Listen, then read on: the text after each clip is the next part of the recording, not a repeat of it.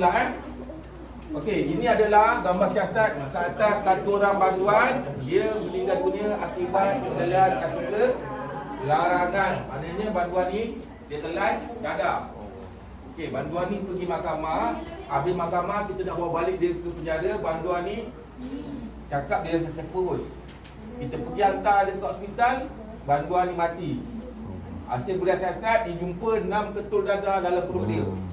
Maknanya dadah ni dia Telan. Allah. Biasanya banduan nak sudut barang dengan dua cara lah. Satu telan, satu roket. Okey. Roket tahu tu roket? Tahu. Benda tu dia masuk dalam buntut. Nanti dia bawa keluar lah. Oh, dia buat keluar masuk gigi. Dia dimakan. Nanti dia keluarkan lah. Tunggu dia berak nanti dia keluarkan balik. Okey. Belah kiri adik ni adalah tempat jumpa. Okey. Banduan duduk belah sini, family dia duduk belah sana. Masa perjumpaan banduan selama 45 minit saja. Bahawa dia datang dari jauh ke dekat, kita bagi 45 minit saja. Masa banduan dengan family dia tengah bercakap, okey, kita akan letak seorang staff dekat cermin gelap tu. Dia boleh dengar apa banduan bercakap dengan family dia. Contohnya lah banduan cakap, minggu depan dia nak pergi mahkamah, kalau bawa tembakau ke dadah ke apa, kita dah dapat maklumat awal. Okey.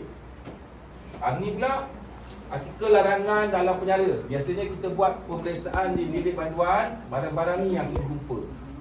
Okey. Macam mana dia boleh buat, sebab dalam penjara kita ada bengkel.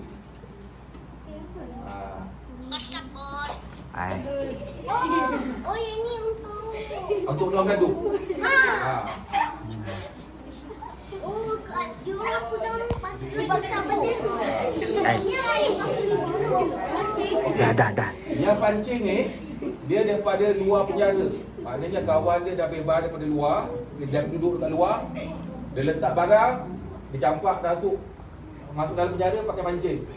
Ataupun listik tu. Tapi sekarang dah moden lah. Diorang nak gantar barang pakai drone ni.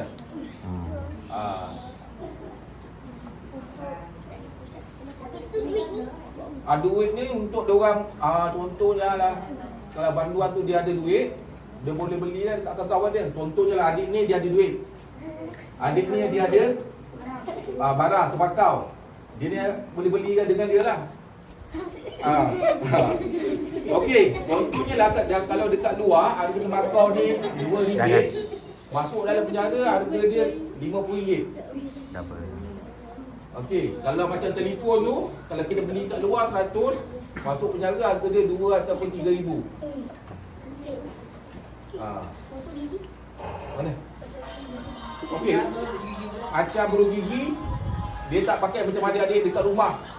Sebab dia punya bulu gigi ni biasa ujung tu dia boleh buat senjata tajam. Oh, betul. Betul ni. Nanti bagi tunjuk macam mana bulu gigi buat. Letter tu nak buat isopok lah. Gigi pendek je. Sudu pun buat senjata. Yang macam ni.